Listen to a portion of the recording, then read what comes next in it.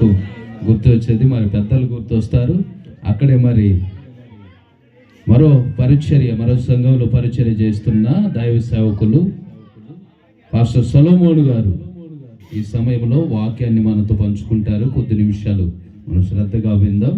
సమయాన్ని మరి youth leader అయినటువంటి సొలొమోన్ పాస్టర్కి అప్పగిస్తున్నాం. దేవుని స్తోత్రం చూద్దాం గట్టి. హల్లెలూయా. సమయాన్ని ఇచ్చినటువంటి అధ్యక్షుల వారికి, వేదికని అలంకరించినటువంటి గనులైన దైవ సేవకులందరికీ, తల్లి గారికి అందరికీ వందనాలు. మీ అందరికీ వందనాలు. మీ ఓపిక చూస్తుంటే నాకు చాలా సంతోషంగా ఉంది. ఈ ఓపికని బట్టి గట్టిగా ఒకసారి చప్పలు కొట్టి దేవుని నామాన్ని కనపడదాం. గట్టిగా చప్పట్లు. హల్లెలూయా. చాలా సంతోషం. కనీసం ఒక గంట అయిన ప్రసంగం ఉంటుంది. ఓకేనా? రైట్. ఓకే. మీరు ఎంత చెప్పినా కదా అంతసేపు చెప్తాను. రైట్, మంచిది. విందాం. పరిశుద్ధ గ్రంథంలో నుంచి పిల్లరా ఒక వాక్యాన్ని జ్ఞాపకం చేసుకుందాం. 2 కొరింథీయులకు రాసిన పత్రిక 5వ అధ్యాయము 9వ వాక్యాన్ని ఒకసారి మనం చదువుకొని దేవుని కృపలో ముందుకెళ్దాం. కావున దేహమును విడిచినను ప్రభువుకు ఇష్టలుగా బ్రతకాలని. ఆమేన్. చేతులెత్తి గట్టిగా హల్లెలూయా చెప్పండి ఒకసారి. హల్లెలూయా. దేహము విడిచినను ప్రభువుకి ఇష్టలుగా బ్రతకాలి. నాకు అర్థమైపోయింది. పక్క నుంచి సౌండ్ వస్తుంది, నాకు తెలుసు. ఆమేన్ చెప్పండి గట్టిగా. ప్రియులారా, మీ అందరికి చెప్పాల్సినటువంటి ఒకే ఒక మాట. మనం అందరం కూడా దేహంతో ఉన్నామా, దేహాన్ని విడిచిపెట్టామా? దేహంతో ఉన్నట్లయితే ఎవరికి ఇష్టంగా బ్రతకాలి? దేవునికి ఇష్టంగా బ్రతకాలి. చేతులెత్తి గట్టిగా హల్లెలూయా చెప్పండి.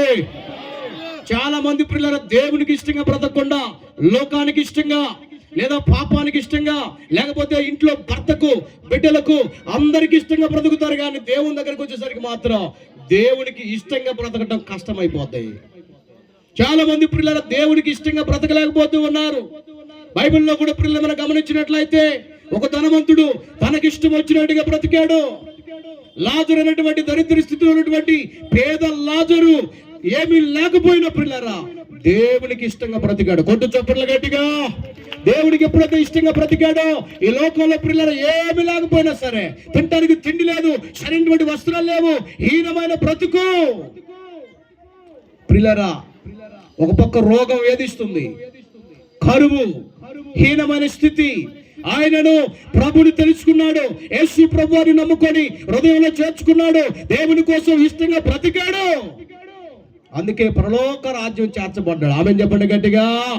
ధనవంతుడు తిన్నాడు, తాగాడు, ఊగాడు, గర్వించాడు, ధనవంతుడి ప్రియులారా విర్రవీగాడు, తనకిష్టం వచ్చినట్టుగా సుఖించాడు. ఈ లోకంలో సుఖించచ్చేమో కానీ ప్రియులారా ఒకానొక రోజు ధనవంతుడు కూడా చనిపోయాడు. భయంకరమైనటువంటి నిత్య నరకానికి వెళ్లాల్సిన పరిస్థితి ఏర్పడింది. ఈ యొక్క ఆదరణ కోడికల ప్రియులారా తల్లి గారు పెద్ద వయసులో మాకు జేజీ గారు కావాలి, మేరమ్మ గారు ప్రియులారా ఆమె బ్రతికినటువంటి దినాలలో దేవునికి ఇష్టంగా బ్రతికింది. ప్రభు యందు నమ్మి బాప్తిసం పొంది ప్రభు సంఘములో చేర్చబడి ప్రభువులో నిద్రించింది. ఆమె చెప్పండి గట్టిగా. ఆమె యొక్క ఆత్మ దేవుని దగ్గర దాచబడి ఉంది. స్తోత్రం చెప్పండి గట్టిగా. కాబట్టి బ్రతికి ఉన్న మనమందరం కూడా దేవునికి ఇష్టంగా, ప్రేమ నిబిడంగా జీవించి ప్రభు యొక్క నీతిగల రాజ్యానికి మనం అందరం కూడా వారసులం అవుదాం. దేవుడి మాటలు దీవించి ఆశీర్వదించును గాక. గట్టిగా చప్పలు కొట్టనండి, తొందరగా ముగించిన దానికన్నా. God bless you.